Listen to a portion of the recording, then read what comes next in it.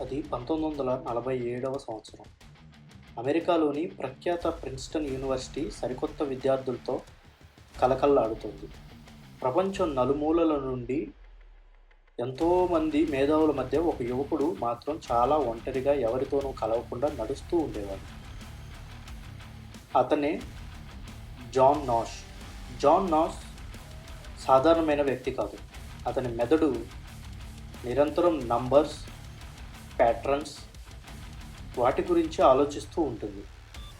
విశ్వంలో జరిగే ప్రతి చిన్న విషయానికి, గ్లాసుపై పడే కాంతి కిరణాల నుండి కిటికీ గుండా బయట ఎగిరే పక్షుల కదలికల వరకు అన్నింటికీ ఒక మ్యాథమెటికల్ లెక్క ఉంటుందని అతను బలంగా నమ్మేవాడు. తోటి విద్యార్థులంతా క్లాసులకు వెళ్తూ పేపర్లు రాస్తూ ఉంటే నాష్ మాత్రం క్లాసులకు వెళ్ళడం సమయం వృధా అనుకునేవాడు. తనకంటూ ఒక క్రొత్త ప్రపంచాన్ని మార్చేసే ఒరిజినల్ ఐడియా కనిపెట్టాలనేది అతని ఏకైక లక్ష్యం. లేదంటే తన జీవితానికి అర్థమే లేదని భావించేవాడు. ఈ క్రమంలోనే అతని రూమ్లోకి చాలా ఉత్సాహంగా, ఎనర్జీతో చార్లెస్ అనే ఒక రూమ్మేట్ ప్రవేశిస్తాడు. నాష్ ఒంటరితనాన్ని చూసి చార్లెస్ అతనితో స్నేహం చేస్తాడు.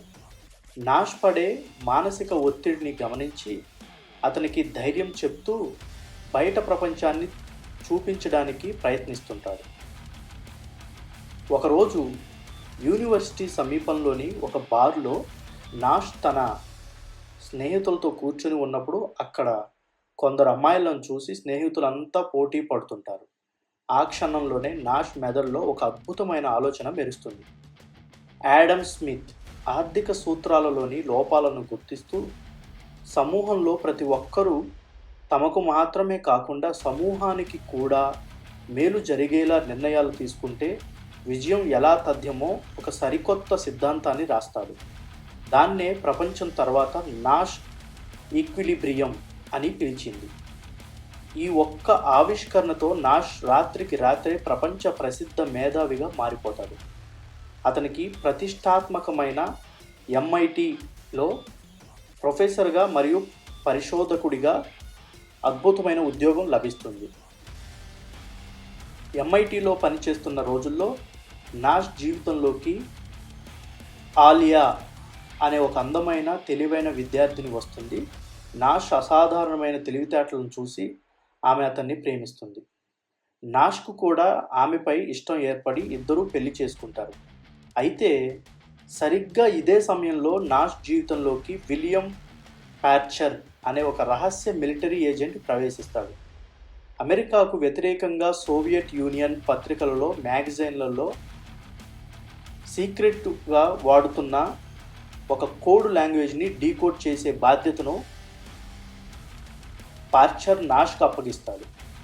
ఇది అత్యంత రహస్యమైన మిషన్ అని భార్యకు కూడా చెప్పకూడదని హెచ్చరిస్తాడు. దాంతో నాష్ దేశభక్తితో రాత్రి పగలు తేడా లేకుండా వేల పత్రికలను కట్ చేస్తూ అందులోని రహస్య కోడ్లను వెతుకుతూ గది నిండా పేపర్లు అతికిస్తూ ఉంటాడు. ఆ సమాచారాన్ని ఒక పాడుబడిన ఇంట్లో ఒక సీక్రెట్ డ్రాప్ బాక్స్లో వేస్తుంటాడు. కాలం గడిచే కొద్దీ రష్యా స్పైలు తనను చంపడానికి వస్తున్నారనే భయం, తీవ్రమైన మానసిక ఒత్తిడి నాష్లో పెరిగిపోతాయి. తన భార్య అలిసియా గర్భవతిగా ఉన్నప్పుడు అతను భయంతోనే బతుకుతుంటాడు. ఒకరోజు ఒక అంతర్జాతీయ సెమినార్లో నాష్ ప్రసంగిస్తుండగా అతని వెనుక కొందరు వ్యక్తులు వస్తారు. తనను చంపడానికే రష్యన్ ఏజెంట్లు వచ్చారని భయపడి నాష్ అక్కడి నుండి పిచ్చిగా పారిపోతాడు. కానీ వారు అతన్ని పట్టుకొని ఒక మానసిక ఆసుపత్రికి తరలిస్తారు. అక్కడే అసలు చేదు నిజం బయటపడుతుంది. నాష్ను పరిశీలించిన సైకియాట్రిస్ట్ డాక్టర్ రోజెన్ అలిసియాకు ఒక షాకింగ్ నిజం చెప్తాడు. నాష్ తీవ్రమైన ఫైజోఫ్రెనియా అనే మానసిక వ్యాధితో బాధపడుతున్నాడని, అతను చూస్తున్న మిలిటరీ ఏజెంట్ పార్చర్ కానీ, అతని కాలేజ్ రూమ్మేట్ చార్లెస్ కానీ, చార్లెస్ మనవరాలు మార్సీ కానీ అసలు ఈ ప్రపంచంలోనే లేరని, అదంతా నాష్ బ్రెయిన్ సృష్టించిన ఒక భ్రమ అని చెప్తాడు. నాష్ మిలిటరీ ఆఫీస్ అనుకొని లెటర్స్ వేస్తున్న ఇల్లు ఒక పాడుబడిన ఇల్లని, ఆ లెటర్స్ అన్నీ ఓపెన్ కాకుండా అలాగే ఉన్నాయని చూపిస్తాడు. అలిసియా గుండె పగిలిపోతుంది. నాష్ కూడా మొదట ఈ నిజాన్ని నమ్మలేకపోతాడు. తన కళ్ళ ముందే కనిపిస్తున్న మనుషులు అబద్ధం అంటే ఎలా అని డాక్టర్లపై తిరగబడతాడు. ఆసుపత్రిలో నాష్కు ఇన్సులిన్ షాక్ ట్రీట్మెంట్ ఇస్తారు. కొన్నాళ్ళ తర్వాత అతను ఇంటికి తిరిగి వస్తాడు. కానీ డాక్టర్లు ఇచ్చిన మందులు వేసుకోవడం వల్ల అతని మెదడు పూర్తిగా మొద్దుబారిపోతుంది. అతను మ్యాథమెటిక్స్ పైన ఫోకస్ చేయలేకపోతాడు. భార్యతో సరిగ్గా ఉండలేకపోతాడు. ఒక మేధావిగా తన బ్రెయిన్ పనిచేయకపోవడాన్ని నాష్ భరించలేకపోతాడు. దాంతో ఎవరికీ తెలియకుండా మందులు వేసుకోవడం ఆపేస్తాడు. ఫలితంగా కొన్ని రోజుల్లోనే ఆ పాత ఊహా చిత్రాలైన చార్లెస్, పార్చర్ మళ్ళీ అతని కళ్ళ ముందు ప్రత్యక్షమవుతారు. ఒకరోజు ఆ భ్రమల తీవ్రతలో నాష్ తన చిన్న బాబును బాత్టబ్లో నీళ్లలో వదిలేస్తాడు. బాబు మునిగిపోతుండగా అలిసియా చూసి కాపాడుకుంటుంది. నాష్కు పూర్తిగా పిచ్చి పట్టిందని గ్రహించి భయంతో బాబును తీసుకొని కారు ఎక్కి వెళ్ళబోతుంది. ఆ క్షణంలో నాష్ కారు ముందుకు వచ్చి గట్టిగా అరుస్తాడు. అతని మెదడులో ఒక చిన్న అద్భుతమైన లాజిక్ తడుతుంది. అలిసియా, ఆగు, చార్లెస్ నాకు 1947 నుండి తెలుసు. కానీ అతని పక్కన ఉండే చిన్నపిల్ల మార్సీ ఇప్పటికీ అలాగే ఉంది. ఆమె అస్సలు పెరగడం లేదు. మనుషులు పెరుగుతారు కానీ ఆమె పెరగడం లేదు. అంటే డాక్టర్ చెప్పింది నిజమే, వాళ్ళంతా నా భ్రమ అని ఏడుస్తూ చెప్తాడు. నాష్ పడుతున్న నరకాన్ని చూసి అలిసియా కరిగిపోతుంది. అతన్ని వదిలి వెళ్లకుండా కారు దిగి వచ్చి అతని చేతిని తన గుండెల మీద పెట్టుకొని, మనం ఈ మనసుతో పోరాడాలి, మన మధ్య ఉన్న ప్రేమే నిజం అని ధైర్యం చెప్తుంది. నాష్ మళ్ళీ హాస్పిటల్కి వెళ్ళడానికి నిరాకరిస్తాడు. తన మైండ్ను తన సంకల్ప బలంతోనే కంట్రోల్ చేయాలని నిర్ణయించుకుంటాడు.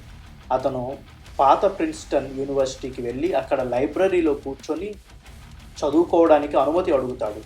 రోజు అతని కళ్ళ ముందే చార్లెస్, పార్చర్ కనిపిస్తూ తనతో మాట్లాడమని, గొడవ పడమని ఉసిగొల్పుతూ ఉంటారు. కానీ నాష్ వాళ్ళు అక్కడ లేనట్లే ప్రవర్తించడం అలవాటు చేసుకుంటాడు. తన భ్రమలను పూర్తిగా నిర్లక్ష్యం చేయడం మొదలు పెడతాడు. కాలేజీ విద్యార్థులు మొదట్లో అతన్ని చూసి వింతగా నవ్వినా రోజులు గడిచే కొద్దీ అతని పట్టుదలను చూసి గౌరవించడం మొదలు పెడతారు. నాష్ మళ్ళీ విద్యార్థులకు పాఠాలు చెప్పడం ప్రారంభిస్తాడు. తన మనసులో తనే నిరంతరం యుద్ధం చేస్తూ దాన్ని అదుపులో ఉంచుకుంటాడు. దశాబ్దాల పోరాటం తర్వాత నాష్ ముసలివాడవుతాడు. 1994లో అతను యువకుడిగా ఉన్నప్పుడు కనిపెట్టిన నాష్ ఈక్విలిబ్రియం సిద్ధాంతం ప్రపంచ ఆర్థిక రంగాన్ని పూర్తిగా మార్చేసిందని గుర్తిస్తూ అతనికి ప్రపంచంలోనే అత్యున్నతమైన నోబెల్ బహుమతి ప్రకటిస్తారు. నోబెల్ వేదికపై నాష్ నిలబడినప్పుడు హాల్ అంతా చప్పట్లతో మారుమోగిపోతుంది. అక్కడ అతను తన జీవితాన్ని నిలబెట్టిన తన భార్య అలిసియాను చూస్తూ ఒక అద్భుతమైన స్పీచ్ ఇస్తాడు. నేను జీవితమంతా లాజిక్, ఈక్వేషన్స్లోనే నిజాన్ని వెతికాను.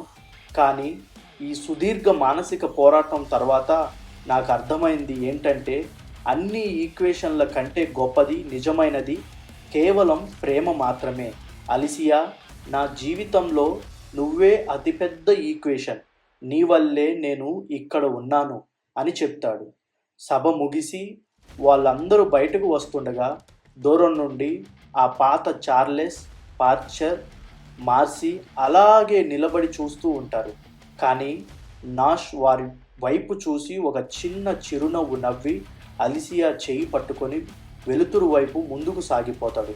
మన సొంత మైండ్ సృష్టించిన చీకటి ప్రపంచాన్ని ఒక మేధావి తన సంకల్పంతో, ప్రేమతో జయించిన కథ ఇది. ఈ కథ పేరే ఏ బ్యూటిఫుల్ మైండ్. ఫ్రెండ్స్, ఈ స్టోరీ మీకు నచ్చిందా? అయితే please subscribe and like the video. Thank you.